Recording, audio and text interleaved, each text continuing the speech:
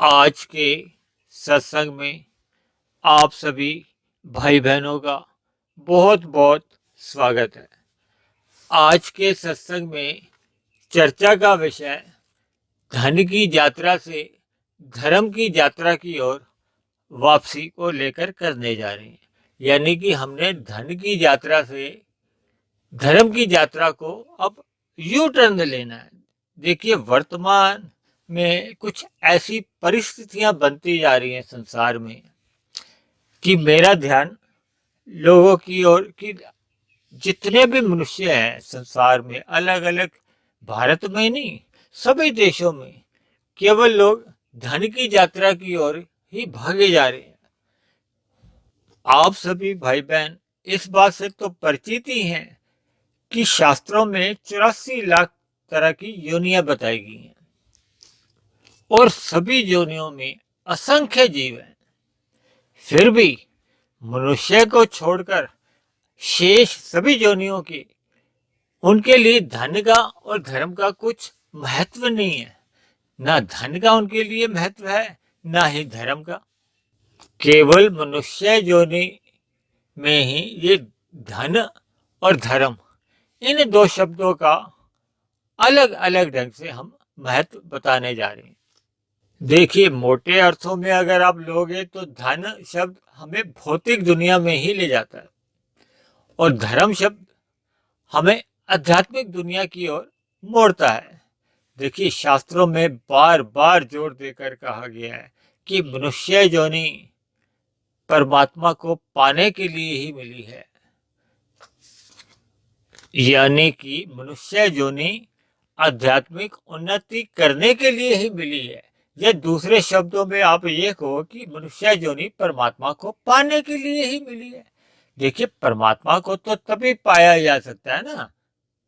देखिए, परमात्मा तो हमारी मंजिल है, तो परमात्मा को पाने के लिए हम धर्म की यात्रा की ओर कहो, आध्यात्मिक यात्रा, एक ही बात है। देखिए, इस बात से तो इनकार नहीं किया जा सकता कि हमारे स्थूल शरीर की कहो या तन की कहो कुछ आवश्यकताएं होती हैं और उन आवश्यकताओं की पूर्ति के लिए पदार्थों की जरूरत होती है। देखिए, पृथ्वी, जल, अग्नि, वायु, आकाश, ये मोटी भाषा में यही पदार्थ हमारे आपके देखने में आते हैं।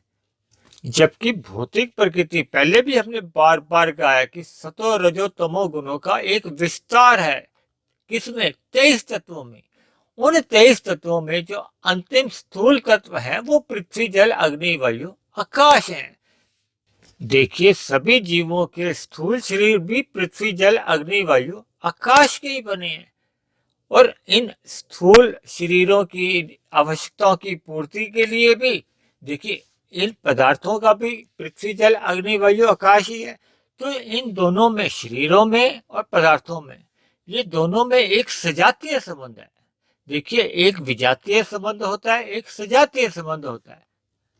दूसरे अर्थों में आप ये भी समझ सकते हो कि हमारे स्थूल शरीर का इन पदार्थों के साथ सजातीय संबंध है और जबकि आत्मा का परमात्मा के साथ सजातीय संबंध है।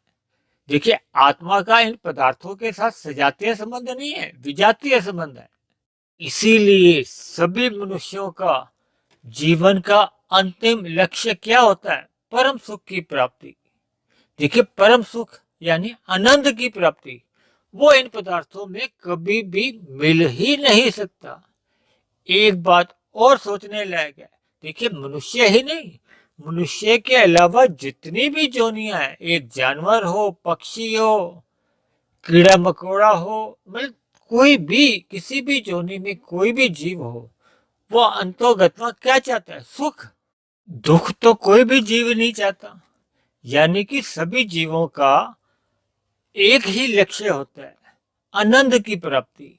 यानी कि सुख जो मिले वो दुख रहित मिले और दुख रहित सुख का ही दूसरा नाम आनंद है। देखिए, पदार्थ सभी जितने भी आपको दिखाई देते हैं ये सभी जड़ है, ये संपूर्ण माया ही जड़ है। ये जो माया आपको आकर्षित करती है ये परमात्मा की ब्रह्म शक्ति के कारण ये चेतनमय लगती है। वास्तव में तो माया है ही जड़, और जड़ पदार्थों में आप सुख अगर ढूंढोगे तो सुख तो है ही नहीं। देखिए, जीव है चेतन और परमात्मा है परम चेतन। चेतन कभी भी जड़ पदार्थों को पाकर आनंदित हो ही नहीं सकती। चेतन यानी आत्मा केवल अंतोगत्वा परमात्मा की तरफ जितना जितना चलेगी उतना उतना उसको आनंद की प्राप्ति मिलेगी। और पूर्ण रूप से जब हम परमात्मा को पा लेती है आत्मा, तो पूर्ण रूप से आनंदित हो जाती है। देखिए, कुछ महीने पहले हमने जड़ चेतन और परम चेतन पर भी एक विस्तार से सत्संग किया था। काफी महीने पहले की बात है ये। अब हम थोड़ा इस पर विचार करते हैं कि सभी मनुष्य है, देखिए भारत के मनुष्य ही नहीं, भारत के अलावा अन्य जितने भी देश हैं उनके भी मनुष्य जितने हैं, सभी के सभी धन की ओर यात्रा क्यों कर रहे हैं? मतलब धन की ओर क्यों भागम भाग करते जा रहे हैं? धन के लिए ही छल कपट ठगी हेरा फेरी हत्या तक क्यों कर देते हैं? देखिए, मनुष्य से नीचे की जितनी भी जोनियां हैं, सुख देखिए आवश्यकता तो उनकी भी होती है ना, लेकिन उनको धन और धर्म का तो कोई बोध ही नहीं है। इसलिए वो अपनी आवश्यकताओं की पूर्ति के लिए प्रकृति की प्रेरणा से सारा दिन ही भोजन की तलाश में घूमते रहते हैं। देखिए, आहार, मैथुन, निंद्रा और भय, ये चार पशु वृत्तियां कही गई हैं। धर्म नहीं है उनके लिए। देखिए, मनुष्य से नीचे की जोनियों के लिए धर्म नाम की कोई चीज नहीं है। वैसे तो धन नाम की भी चीज नहीं है, लेकिन जो अपनी आवश्यकताओं की पूर्ति के लिए तो वो मेहनत करते ही रहते हैं ना, जा सारा दिन भोजन की तलाश में जुटे ही रहते हैं। देखिए, सभी मनुष्य पशुओं की अपेक्षा तो अधिक बुद्धिमान है ना। देखिए, परमात्मा ने मनुष्य को अधिक बुद्धिमान बनाया, और परमात्मा ने तो कहा है कि मनुष्य योनि में ही विवेक शक्ति को जागृत किया जा सकता है, और विवेक शक्ति जैसे जैसे जागृत होती है तो परमात्मा की समझ आनी शुरू हो जाती है। देखिए, जो लोग अधिक समझदार हैं, परमात्मा के मार्ग पर नहीं भी चलते, देखिए दिन भर तो वो छल कपट ठगी हेरा फेरी करते ही रहते हैं। किसके लिए? धन कमाने के लिए। और धन किसके लिए चाहिए ये आप सब जानते हैं। देखिए, धन अपने आप में कोई खाने की चीज तो है नहीं। धन का मनुष्य इसलिए संग्रह करता है कि वो संसारी पदार्थों का अधिक से अधिक भोग कर सके। हालांकि जीवन में कभी कभी ऐसी परिस्थितियां भी बन जाती हैं कि धन होने के बावजूद भी पदार्थों की उपलब्धता नहीं रहती। जैसा कि आजकल पूरे संसार में कोरोना नाम का एक वायरस आया हुआ है, जिसके फलस्वरूप पूरे संसार में एक हाहाकार सा मचा हुआ है। पूरी दुनिया एक लॉकडाउन हो गई है। तो पदार्थों का धीरे धीरे कुछ ऐसा अभाव सा, देखिए सभी लोगों के पास मान लो घर पे धन रखा भी हुआ है, अगर पदार्थों की उपलब्धता नहीं है तो धन तो अपने आप में किसी काम का नहीं है ना। लेकिन फिर भी पदार्थों के उपलब्ध रहने के बावजूद भी देखिए सभी मनुष्यों के शरीर की जो इंद्रियां इन पदार्थों का भोग करती हैं, वो दिन प्रतिदिन एक उम्र के बाद शिथिल होती जाती हैं। और एक दिन ऐसा आता है कि हमारा स्थूल शरीर समाप्त हो जाता है, अर्थात हमारी भोगने वाली इंद्रियां, स्थूल इंद्रियां भी स्थूल शरीर के मरने के साथ ही समाप्त हो जाती हैं। दूसरे शब्दों में पदार्थ भी यही रह जाते हैं, धन भी यही रह जाता है। अर्थात धन की यात्रा करते करते हमने जितनी भी भौतिक उपलब्धियां प्राप्त की होती हैं, वो स्थूल शरीर के मरने के साथ ही समाप्त हो जाती हैं। दूसरी ओर धर्म की यात्रा में देखिए, धर्म का जो एक संकुचित अर्थ लिया जाता है ना, वो होता है कि समाज में किसी भी वर्ग का कोई भी मनुष्य है, जहां भी है, अगर वो अपने कर्तव्यों का पालन करता है तो समझ लो वो अपना धर्म निभा रहा है। ये तो इसका संकुचित अर्थ होता है। लेकिन आज के सत्संग में जो धर्म की यात्रा हम कहने जा रहे हैं, वो एक आध्यात्मिक यात्रा है जो मरने के बाद भी आपके साथ सुरक्षित रहती है। यानी मरने के बाद भी धर्म की यात्रा समाप्त नहीं होती, या की गई आध्यात्मिक यात्रा समाप्त नहीं होती। देखिए, समाज में आपने प्रत्यक्ष रूप से ऐसे लोग भी देखे होंगे जिन्होंने छल कपट, ठगी, हेरा फेरी या बड़े बड़े घोटाले करके धन तो एकत्रित कर लिया, लेकिन पकड़े जाने पर आज जेलों में रहकर अपना जीवन व्यतीत कर रहे हैं। देखिए, अगर धन छल कपट, ठगी या घोटालों से अर्जित किया गया है, तो यहाँ पर अगर इस भौतिक जगत में अगर उनको सजा नहीं भी मिलती, तो भी कर्मों के सिद्धांत के अनुसार, देखिए प्रकृति में कर्मों के सिद्धांत हैं जो अंतोगत्वा मरने के बाद भी मिलने वाले जन्मों में भुगतनी ही पड़ती है। देखिए, दूसरे शब्दों में धन की यात्रा रजोगुण में अधिक लिप्त रहने के कारण ही होती है। देखिए, रजोगुण में जब हम मर्यादा से अधिक लिप्त हो जाते हैं विषय भोगों को भोगने के कारण, तो फिर हम ये जो छल कपट, ठगी, हेरा फेरी या घोटाले हैं, ये हमें कहाँ ले जाते हैं? तमोगुण में गिरा जाते हैं। जब हम तमोगुण में गिर जाते हैं तो हमारा पतन होता है, अर्थात अधोगति होती है। मरने के बाद हमें नीचे की जोनियों में जाना ही पड़ता है, जबकि धर्म की यात्रा हमें रजोगुण से सतोगुण की ओर ले जाती है।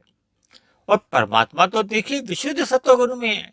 विभिन्न चर्चाओं में हमने इस बात की विशेष चर्चा की है।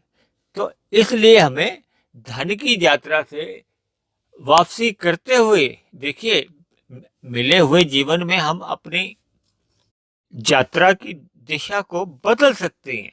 देखिए, अगर आपने कन्याकुमारी जाना था, आप गलती से जम्मू कश्मीर की तरफ चल निकले हो, तो जब आपको पता चल जाता है तो समझदारी तो इसी में है ना कि उसी क्षण अपनी यात्रा की दिशा बदल देनी चाहिए। अर्थात हमें अपने मिले हुए जीवन में धन की यात्रा से वापसी करते हुए धर्म की यात्रा, जो मनुष्य जीवन धर्म की यात्रा करने के लिए ही मिला है, यानी कि परमात्मा को पाने के लिए या परमात्मा को जानने के लिए, परमात्मा को समझने के लिए, परमात्मा को जानने समझने के लिए, देखिए धर्म की यात्रा को या आध्यात्मिक यात्रा ही करनी होती है। ये यात्रा क्या है? जब आप रजोगुण से सतोगुण की ओर चलते हो, फिर सतोगुण पे आगे यात्रा विशुद्ध सतोगुण की आप आरंभ करते हैं।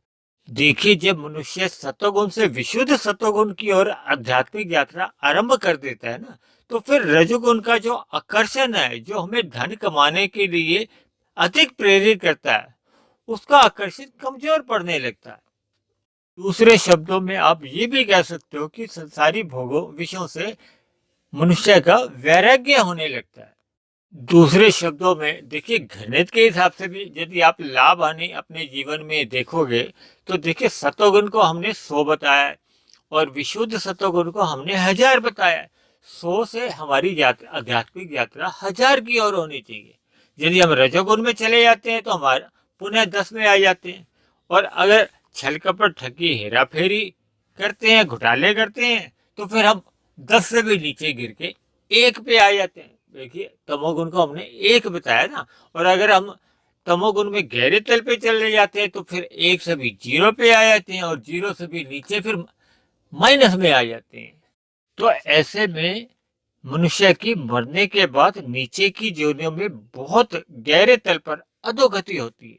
देखिए, हम अपने वर्तमान जीवन में अनेक कीड़े मकोड़े, पेड़ पौधे जो देखते हैं, ये सभी तमोगुण की अधिकता के कारण नहीं है, यानी किए गए मनुष्य योनि में पाप कर्मों का ही फल है, जो इन योनियों में जन्म लेकर भुगतना ही पड़ता है, सहना ही पड़ता है। देखिए, आज वर्तमान जीवन में आप अगर किसी मनुष्य से पूछो कि अगले जन्म में क्या कीट पतंगा बनना चाहता है, मच्छर बनना चाहता है, तो किसी का भी उत्तर हाँ में नहीं होता। लेकिन कि अक्सर धन की यात्रा में चलते चलते इंसान 2 के 4, 4 के 40, 40 के 4,000, 4 लाख, करोड़ों, अरबों, मतलब उस धन की दुनिया में इतना गहरे तल पर चले जाता है कि उसको छल कपट, ठगी, हेरा फेरी, मतलब इन चीजों का उसको स्वयं को भी ध्यान नहीं रहता। अर्थात उसके जीवन में कब तमोगुण बढ़ता जाता है उसको स्वयं को पता नहीं चलता। इसीलिए आप सभी भाई बहनों से मेरी विनती है कि जीवन में सत्संग करते रहना चाहिए, ताकि मनुष्य की यात्रा सतोगुण की ओर जाए। अर्थात जो रजोगुण में हमें धन कमाने की बार बार जो फुर्ने पैदा होते हैं, उनसे भी इंसान बच जाएगा। अर्थात मनुष्य जीवन पाकर हमें धन की यात्रा एक मर्यादा में रखनी है, यानी कि जीवन की आवश्यकताओं की पूर्ति होती रहे, वहीं तक हमें धन की यात्रा करनी है। अर्थात मुख्य रूप से हमें मनुष्य योनि में धर्म की यात्रा की ओर ही उन्नति करनी है। अर्थात जीवन में सत्संग करते रहना है, सत्संग करते रहना है, ताकि जीवन में सतोगुण की अवस्था बढ़ती जाए। अर्थात हमारे मिले हुए जीवन में आध्यात्मिक उन्नति होती रहे। इन्हीं शब्दों के साथ आज की चर्चा को, आज के सत्संग को यहीं समाप्त करते हैं। आप किसी भाई बहन का कोई आध्यात्मिक प्रश्न हो या कोई बात समझ में नहीं आई हो, तो आप दिए गए टेलीफोन नंबर्स पर अपनी बात रख सकते हैं। आप सभी भाई बहनों का बहुत बहुत धन्यवाद।